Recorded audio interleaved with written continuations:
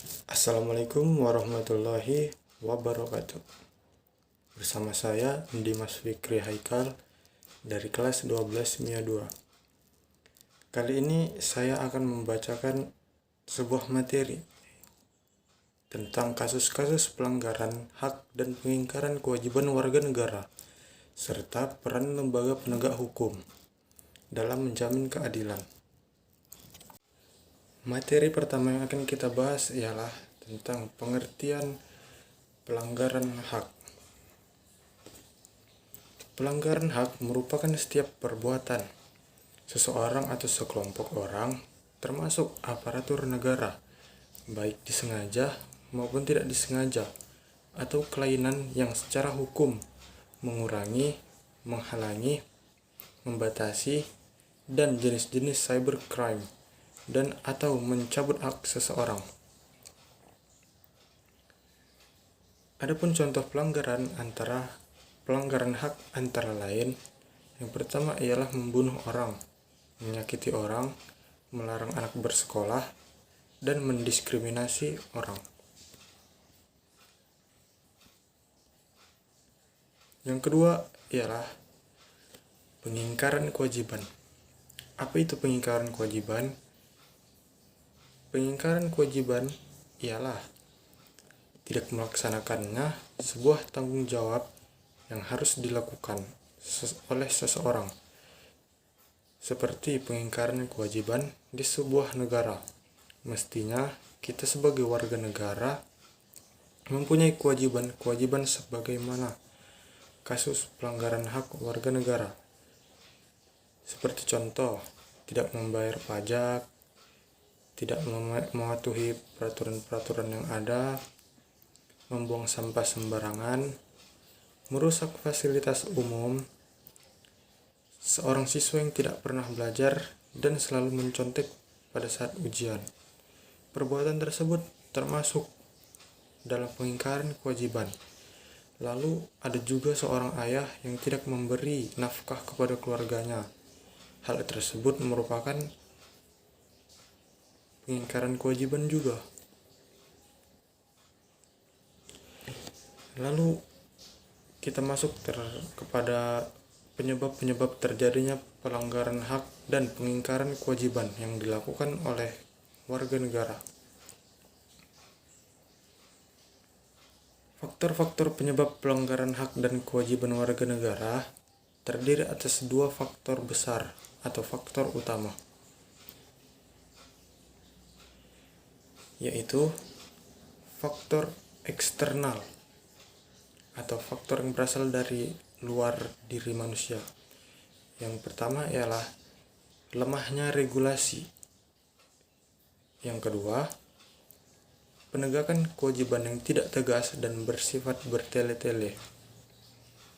Yang ketiga, kurangnya penyuluhan terhadap penyebab terjadinya pelanggaran hak dan pengingkaran kewajiban.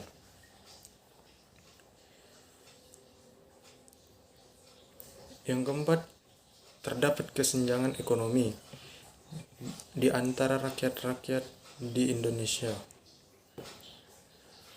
Lalu kita lanjut ke faktor internal atau faktor yang berasal dari dalam diri manusia itu sendiri.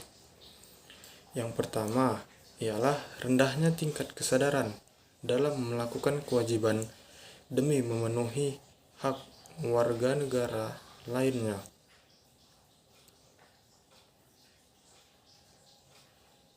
Yang kedua, memiliki sifat apatis terhadap terpenuhinya hak warga negara lainnya.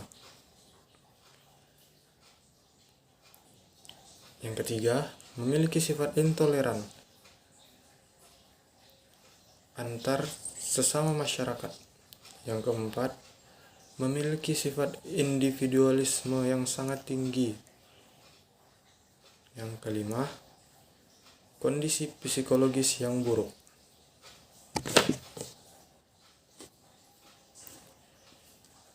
Upaya-upaya pemerintah dalam menyelesaikan pelanggaran hak dan pengingkaran kewajiban yang akan kita bahas yaitu A.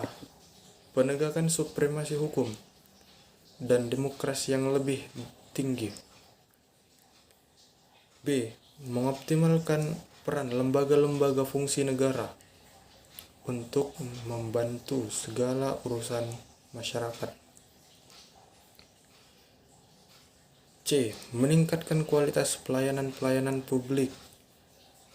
Kembali lagi, untuk membantu segala urusan rakyat dan mempermudah masalah yang dialami oleh rakyat. D.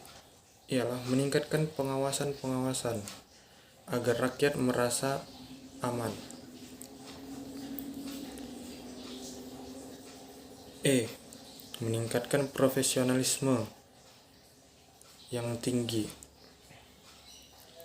Lalu kita masuk ke peran dan tugas pokok Polri atau Lembaga Kepolisian Republik Indonesia. Apa itu Polri atau Kepolisian Republik Indonesia? Kepolisian Republik Indonesia adalah merupakan alat negara yang berperan dalam memelihara keamanan dan ketertiban masyarakat dan juga menegakkan hukum serta memberi perlindungan, pengayoman, dan pelayanan kepada masyarakat dalam rangka memelihara keamanan dalam negeri dari segala macam ancaman yang berasal dari dalam itu sendiri atau masyarakat itu sendiri maupun dari luar. Peran-peran dan tugas-tugas pokok Polri antara lain yaitu seperti yang dibilang dalam definisi tadi, peran dan tugas pokok Polri ialah melakukan penyidikan, melakukan penyelidikan, melakukan operasi penangkapan sebagai petugas keamanan di kawasan masyarakat dan juga sebagai penegak ketertiban di lingkungan masyarakat. Lalu kita masuk ke peran dan lembaga pokok kejaksaan. Lembaga Kejaksaan Republik Indonesia sendiri terdiri atas 3, yaitu Kejaksaan Agung, Kejaksaan Tinggi, dan Kejaksaan Negeri. Peran dan lembaga pokok kejaksaan ialah menerima laporan dari polisi, melakukan tuntutan, dan melaksanakan vonis hakim.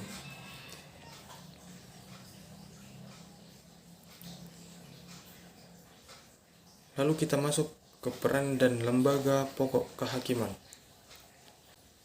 Hakim ialah orang yang memutuskan suatu perkara di saat melakukan persidangan. Lembaga-lembaga pokok kehakiman terdiri atas 3, yaitu Mahkamah Agung, Mahkamah Konstitusi, dan Komisi Yudisial. Peran dan lembaga pokok kehakiman antara lain yaitu melaksanakan vonis jaksa, memeriksa kasus-kasus yang diberikan oleh jaksa, dan memperselisihkan pengacara atau pledoi. Yang keempat adalah memvonis.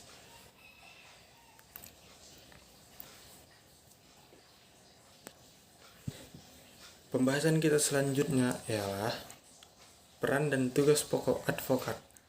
Sebelum kita masuk ke peran dan tugasnya, alangkah baiknya kita mengetahui apa itu advokat. Advokat ialah seseorang yang memegang izin memberikan jasa hukum di pengadilan berdasarkan surat keputusan Menteri Kehakiman serta memiliki wilayah untuk beracara di seluruh wilayah Republik Indonesia.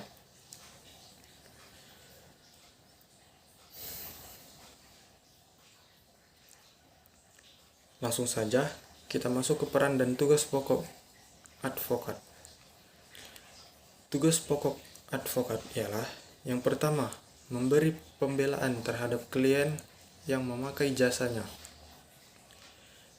memberi nasihat-nasihat hukum kepada hakim. Lalu materi kita yang terakhir ialah peran dan tugas pokok KPK. Sebelum masuk ke situ, kita harus mengetahui apa itu KPK. KPK ialah Komisi Pemberantasan Korupsi Republik Indonesia yang dibentuk dengan tujuan untuk meningkatkan daya guna dan hasil guna terhadap upaya pemberantasan tindak pidana korupsi. Jika sudah paham, mari kita lanjut ke tugas-tugas dan peran-perannya. Tugas utama KPK ialah melaksanakan tindak pemberantasan tindak pidana korupsi atau Tipikor, melakukan tindakan-tindakan pencegahan tindak pidana korupsi dengan melakukan sosialisasi terhadap masyarakat melalui verbal maupun dengan iklan-iklan layanan masyarakat yang tersedia di televisi-televisi Indonesia. Lalu melakukan monitor terhadap penyelenggaraan pemerintahan negara agar tidak terjadi penyimpangan-penyimpangan yang mencurigakan yang mengarah kepada tindak pidana korupsi itu sendiri. Baik, sampai segitu saja materi yang saya bawakan. Saya Dimas Fikri Haikal dari kelas 12 MIA 2. Izin pamit undur diri. Apabila ada kesalahan dalam pengucapan atau kata-kata yang kurang berkenan, mohon dimaafkan. Wassalamualaikum warahmatullahi wabarakatuh.